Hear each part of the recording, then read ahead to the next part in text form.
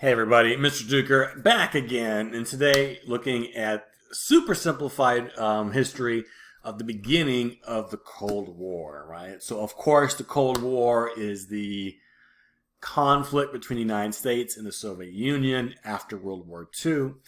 We call it a Cold War because even though the two nations didn't openly confront each other in warfare, they did everything else that one normally does in time of war.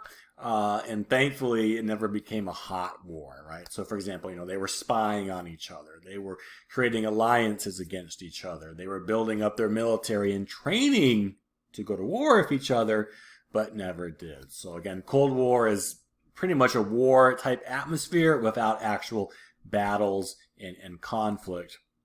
Even though that happened, like Vietnam, Korea, Afghanistan, other places, it really wasn't the two countries fighting each other directly. Get to that later.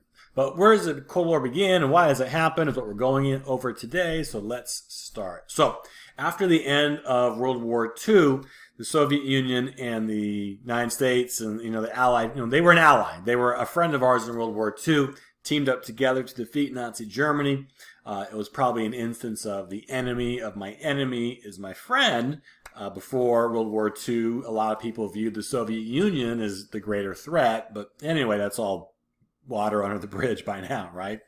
And is even in the final days of the war, it was becoming apparent to some that as soon as this war ended, there may be another conflict brewing between the West and the Soviet Union, the Allies and the Soviets. The way I always would phrase it to students, I guess, right? It's not the best analogy, but you ever see like a dog walking down the street and it comes across another dog? What do they usually do? Well, go and sniff each other's butts, or they might try and fight, right? To kind of see who's more dominant, to see who's in control and who's in charge. Kind of the same thing here, right? The world isn't big enough for two superpowers, and so the Cold War is kind of the friction and the conflict between the United States and the Soviet Union to see who's going to be dominant, to see who's going to, be the most powerful nation, who's going to come out on top.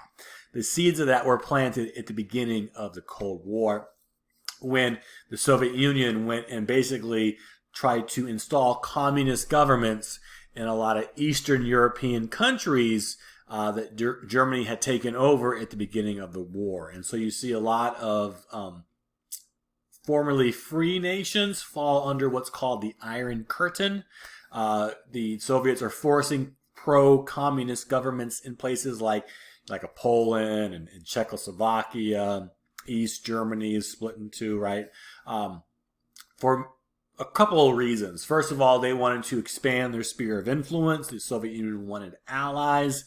But the main thing from the Soviet point of view is twice in the past 30 years, the Soviets have been invaded by Germany, and they were kind of getting sick and tired of this. So to make sure this is never a problem again, and from their perspective, they wanted a buffer, right? They wanted a wall of communist allied nations between the Soviet Union and the West to kind of isolate and protect them from any more potential invasions. That's one of their reasons. However, the West, we wanted to restore those governments that were there before World War II, and the Soviets had promised to allow free elections, and they kind of go back on their word, put these communist countries in, and the Iron Curtain. There is no real wall that's being built. It's just a figure of speech. But the idea was it's kind of like this Iron Curtain has descended upon Europe where we really can't see what's going on in these nations, these communist nations. Information's not really freely being passed. You really can't travel in them. We just kind of have no idea what's going on. The term is coined by Winston Churchill, Prime Minister of England, and it kind of stuck. This is not the Berlin Wall. That comes later. This is a metaphorical figure of speech. But it's Cold War, it's Europe, walls, walls come to mind. To stop this expansion, the United States starts to begin what is called the Truman Doctrine. And this is going to be carried out throughout the entire Cold War. So even early on, The policy we create is what we'll keep following. And the idea is to stop the spread of communism. We're not going to go in and eradicate communism. We're not destroying communism. This is basically like a quarantine, right? We're going to isolate it and stop it from contaminating and spreading to more governments as best we can, right? So that's the Truman Doctrine, and that explains future conflicts like the war in Vietnam, Korea, and U.S. involvement in other nations. As we'll see, the United States is very involved in trying to stop communism from spreading wherever it pops up, because the fear was, like an infection, if communism got its roots into one government and took hold, it would then spread into neighboring governments, and you might wake up one day and find the whole world has turned communist because of this kind of slowly infectious ideology. That was the idea, and so that's what the U.S. government was trying to do, actively contain and stop it with the Truman Doctrine. So one way we tried to stop the spread of communism was by giving recovery and aid and help to countries devastated from World War II. So this is one area where we looked at our history, and we saw that in the years before World War II, a lot of the Axis countries, I don't want to say fell to dictators, but were taken over by dictators and authoritarian regimes because they were taking advantage of bad economies, weak governments, basically, right? They took advantage of poor conditions in those countries, partly because of, the effects of World War I. They're still recovering, but also Great Depression did a number on these countries, and people looked to strong governments to try and bring life some, I guess you could say, normalcy. Well, after World War II, Europe is pretty much devastated and destroyed, and these conditions would be ripe for future dictators to come in, take over, and then create some antagonistic governments that may not have the same ideas and beliefs as the United States.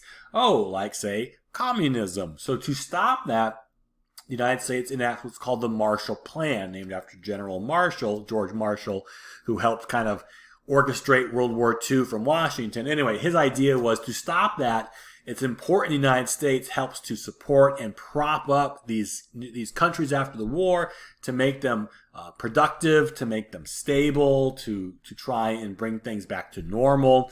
And these countries, they can't do it on their own, because all the people have been killed in the war, all their cities have been bombed out and destroyed, all the farms aren't working, the electricity may not be running. So quickly get them back on their feet by just sending massive amounts of American aid, money and food and equipment and tools, whatever they need. $12 billion. Austin Powers, Dr. Evil. Okay, it's probably too old to do now. Anyway, $12 billion is sent to help kind of, again, resupply these governments after World War II.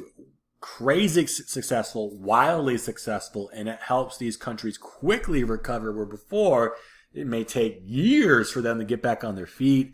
They do so very quickly with how much aid that we give through the Marshall Plan.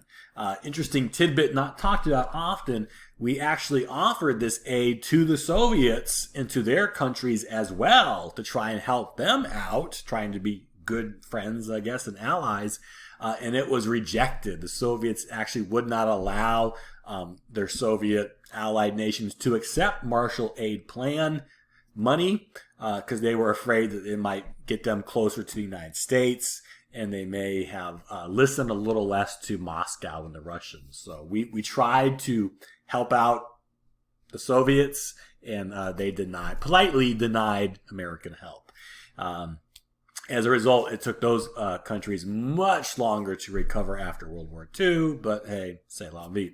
Also, after World War II, as again, the Soviets are trying to create a barrier and a buffer and get communist governments installed in any country they can, and you get a dangerous situation in Berlin. So Berlin is the capital of Germany, very important city. After World War II, Germany was split between Western and Eastern Germany. The Western parts were controlled by the Allies, France, England, the United States. the country was partitioned in half, and that was controlled by the Allies. The eastern part of Germany, the parts the Soviets captured during World War II, they kept and controlled, and that becomes, well, Eastern Germany. So that's their section of Germany. The problem is Berlin is squarely in the Eastern Germany side, and even Berlin was cut in half. So the Allies had a half of the city, while the Soviets had their half. But the Allied half was surrounded in the eastern half. So it was kind of maybe not very forward-thinking. But the Soviets weren't really happy with that and were trying to force the Allies out of Berlin. And so basically they cut off all the roads leading out of Berlin into eastern Germany. And so the Western-supported population in Berlin was unable to leave, unable to bring in supplies, and the Soviets were trying to basically kind of starve them out into taking control. Can't allow this to happen, right? We had vowed to protect those people in West Berlin. This is an early Cold War test. If the Allies let them be taken over, if they didn't defend them, other countries may not listen to us or want our help anymore. And again, we want to try and contain Soviet expansion. And here they are trying to expand into Western Germany. So what do? We could roll in tanks and open the roads by force, but that would involve kind of invading Eastern Germany, which was controlled by the Soviets, and that could force a confrontation. You might get World War III. Not a good solution. Again, you could ignore the people and say, sorry, our hands are tied. There ain't nothing we can do. But again, you would look very weak, and other countries really wouldn't want your friendship or support. So how do you solve this crisis without forcing a confrontation? You get what's called the Berlin airlift. And so what we basically did is if we couldn't truck in supplies, the Allied nations would have to fly them in. And so every day you would have hundreds of airplanes flying over Eastern German airspace and basically parachuting in supplies for the people there to continue to eat, to continue to get medicine, right? Pilots would even drop off Hershey's chocolate bars to the kids to kind of give them something to look forward to and try and keep spirits and morale up. And so this went on, I think, for a couple of years, trying to support the people in Berlin, and this was the only way they were able to kind of hang on. This is not really a hostile act. The planes were not armed. If the Soviets tried to intercept or shoot these planes down, then there might be a war, and they would have made the first move, and they don't want to do that either. So this is kind of a passive, peaceful response to try and protect the people without forcing a war. And it worked. The people of West Berlin were able to continue their lives as best they can, but being supplied by airplane. And it just shows, again, the lengths the Soviets would go to try and expand and build communism. But this also showed the lengths the Allies are willing to go to in response to kind of counter and stop Soviet advances wherever they may be. You will see a lot more of this going on in the Cold War. My camera may have froze. To wrap things up quickly, you see a lot of new alliances that come during this time as well. The United Nations was formed in 1945 as kind of a world government. United States, England, France, China, the Soviet Union were the big five permanent members. And basically the idea is in the future, any other problems that may happen in the world, this was a place where world governments could come and talk about and discuss their differences peacefully. The United Nations is still around today, and it still tries to do its job of stopping hunger and disease and poverty and preventing wars. How successful they are is often debated, but the whole idea was to stop a World War III from happening and give a place for all countries to come and talk about and settle grievances peacefully. However, the United States also helps create what's called NATO, the North Atlantic Treaty Organization, and this was a military alliance designed to protect the Western European countries with United States military aid. If one NATO country was attacked, it was considered an attack on all of them. This was a little scary at the time. Some people looked at this as a entangling alliance which people who know their history will remember helped create, spin World War I from a small regional conflict in Serbia into a giant world war. And some people were afraid that this might happen again. But at the same time, it's a deterrent to stop Soviet expansion. It might be a little risky to go pick on France, or Norway, and Italy, whatever, because again, you may end up drawing the ire and the wrath of NATO and all the other allies protecting those countries. So alliances can make you safe on paper, even though they kind of can be dangerous. Not to be outdone, the Soviet Union will make their own military alliance called the Warsaw Pact, which is basically the Soviet Union and the little eastern satellite countries they had taken over after World War II. Same deal. An attack on one would be considered an attack on all. Also, as the Cold War grew, you saw both superpowers race to try and get other allies all around the globe. You can see here on the map, Cold War affected a lot of nations, and a lot of countries were kind of forced to pick sides because each superpower wanted to expand its control around the globe. It was worth it to be an ally. You would get aid, you would get weapons, you would get support, you would get friendship, economic aid, money, resources. The superpowers tried to take care of their allies. And, kind of like a global game of Risk, you could say, trying to get as many friends and countries on your side as possible. And as you can see, most of the world was kind of divided up, forced to pick a side during the Cold War. So, again, why do we have a Cold War? Why does this happen in the first place? Just to summarize it up, 4 big reasons. Fear is a big one, right? The Allies, the United States, is afraid of communist expansion and afraid of what they might do to maybe try and take over other countries and expand their influence. But the Soviets also are acting in fear of American expansion, and a lot of the fears that we have of the Soviets dropping nuclear bombs on us, wiping us out. The Soviets had the exact same fear. Remember, they had just been invaded twice during 2 world wars, so you can kind of understand their point of view. They were just as much afraid of us as we were of them. Nuclear weapons, which ended World War II, are now more widespread, and so that makes the stakes extremely high, right? Any hot war could be the last war the world ever saw, and so there's very little room for error or mistakes. And, there were many times the 2 sides could have gone to war, but luckily cooler heads prevail because they both kind of realize if we start letting nuclear weapons off the chain, if even one nuclear missile is fired at an enemy, there's going to be a lot more to come, and it's not going to be a good situation for the world. And lastly, the Truman Doctrine, right? The United States could have just retreated and became isolationist and let the Soviets expand as much as they wanted to. That may not end well.